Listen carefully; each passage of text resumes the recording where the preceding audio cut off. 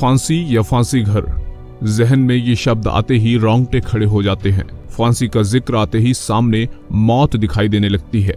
क्या आपने कभी सोचा है कि कैसा होता है फांसी घर, कैसे लगाई जाती है फांसी, कैसा होता है जल्लाद? क्या कुछ मनोदशा होती होगी फांसी से पहले की तैयारियां करते वक्त उस टीम में शामिल लोगों की? फांसी लगने वाले के जहन में मची उथल पुथल का क्या आलम होता होगा? आपके जहन में ये सवाल भी आते होंगे कि आखिर जल्लाद क्यों बांधता है आरोपी के पांव, दोषी का मुंह काले कपड़े से क्यों ढका जाता है, और फांसी घर के पहरेदार ऐसा क्यों मानते हैं कि उन्हें रात में फांसी पर लटकाए गए शख्स का भूत थप्पड़ मारता है? आइए जानते हैं इन तमाम सवालों के जवाब, जिन्हें सुनकर आपके रोंगटे खड़े हो जाएंगे। नंबर 1, जल्लाद बांधता है आरोपी के पांव। फांसी से पहले तीसरी रस्सी से आरोपी के हाथ पीछे करके उसी समय बांध दिए जाते हैं जब उसे काल कोठरी से निकालकर फांसी घर की ओर लेकर आया जाता है। फांसी की सजा पाए इंसान के पैरों के नीचे सफेद घेरा खींचा जाता है ताकि काल कोठरी से लाकर इंसान को उसी सफेद घेरे के अंदर दोनों पांव रखकर खड़ा किया जा सके। इस निशान के ऊपर ही वो रस्सी का फंदा रखा होता है जिसे इंसान के खड़े होते ही बिना समय गंवाए एकदम कस दिया जाता है। यह काम जल्लाद करता है। पांव बांधते समय जल्लाद इस बात का बहुत ख्याल रखता है कि आरोपी कहीं पांवों से जल्लाद के ऊपर हमला न कर दे। नंबर 2, इसलिए ढकते हैं दोषी का मुंह।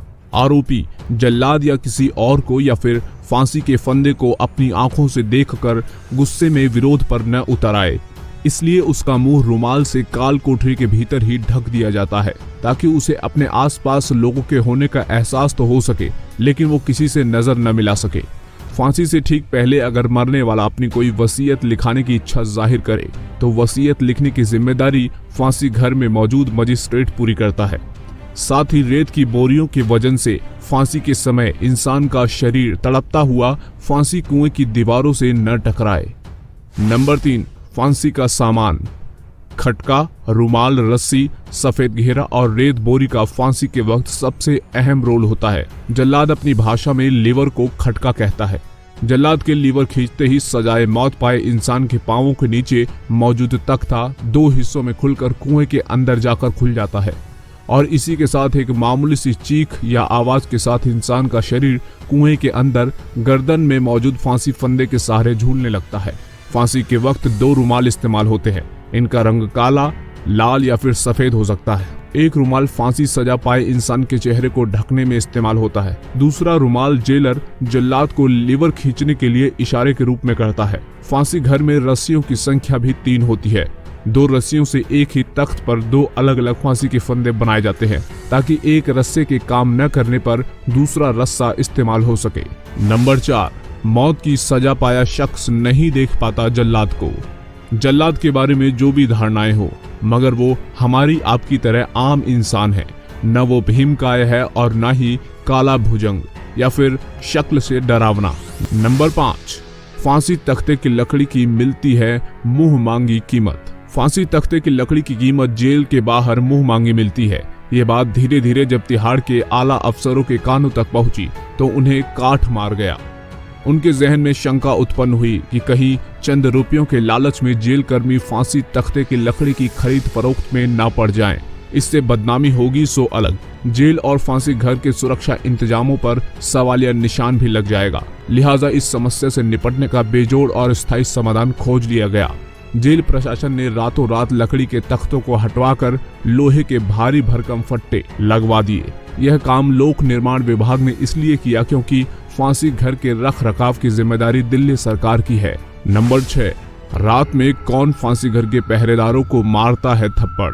फांसी घर जैसे वीरान डरावने स्थान की पहरेदारी करना आसान नहीं है। कहा जाता है कि कई साल पहले तिहाड़ जेल के एक संतरी यानी पहरेदार की रात के वक्त फांसी घर की रखवाली की ड्यूटी लगी थी। ड्यूटी भी अकेले ही कर रहा था। किसी वक्त उसे नींद की झपकी आ गई। तभी उसे एहसास हुआ कि उसके किसी ने थप्पड़ मारा है। इस एहसास ने उसे पसीने से तरबतर कर दिया। ऐसा वाकया और भी कई बार हुआ। ड्यूटी स्टाफ ने बाकी स्टाफ को बताया तो उन्होंने इसे ड्यूटी न करने का बहाना बताकर हंसी में टाल दिया। हालांकि इन बातों पर जेल अधिकारी विश्वास करने को राजी नहीं होते और इसे अंधविश्वास करार देते हैं। नंबर 7, कुआं जिसमें लटकती है लाश।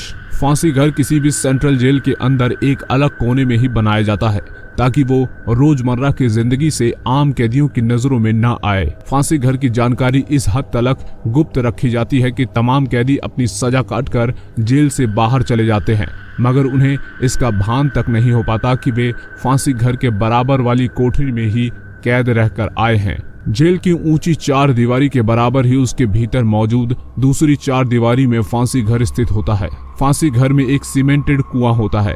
कुएं में उतरने के लिए 3 से 4 सीढ़ियां होती हैं।